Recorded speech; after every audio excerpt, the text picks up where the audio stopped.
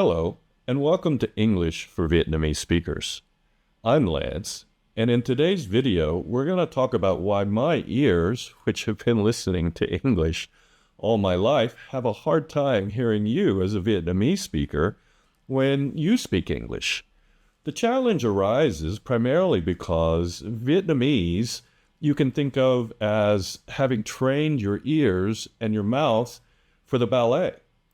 Very delicate sounds, very subtle bits and bobs of the way you speak are very important in Vietnamese.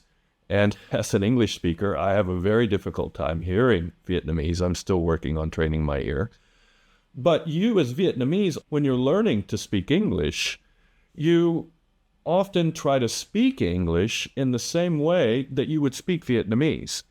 And what happens when you do that is our ears can't pick up on those sounds that you're making. They're very subtle. You often make the sounds very quietly and very short.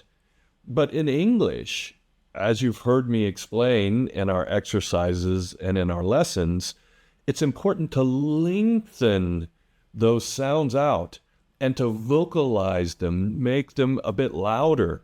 We also have a bit more of bits and bobs on our sounds that don't change the meaning. Take the word made, for instance, M-A-D-E. Now, if I really emphasize the pronunciation of that, made, your ears as Vietnamese speakers are going to think that I am voicing that E, or that I'm adding an A to the word, but I'm not. The duh, made, the duh that you're hearing at the end is the way we release the D sound in English. Now, this can be very confusing for you because your ear hears that release and immediately thinks, that's a vowel, or he's voicing that silent E. I'm not. And this is where the confusion comes in. And it goes the other way as well. When you're speaking English, you think you're making the sounds longer and louder, but you're not. When I work with my students, lengthen these sounds out. Made. And they'll invariably say, made.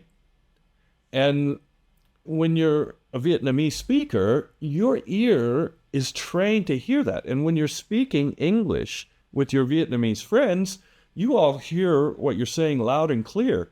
But we, English speakers, do not. Instead of training our ears like ballerinas, our ears are trained more like weightlifters. We need loud, punchy, very bold sounds. And as Vietnamese speakers, these sounds are very unnatural for you.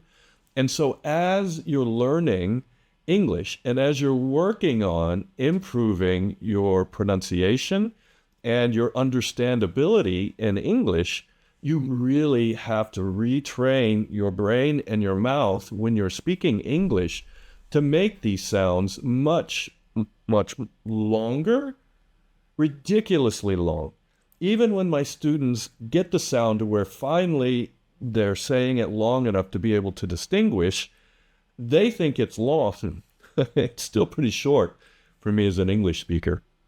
So when you practice, lengthen out those sounds. Make those sounds louder. Made. Not voicing the E.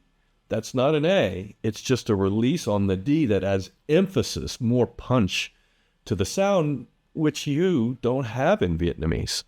So as you're practicing, longer, louder, and you'll be better understood by English speakers.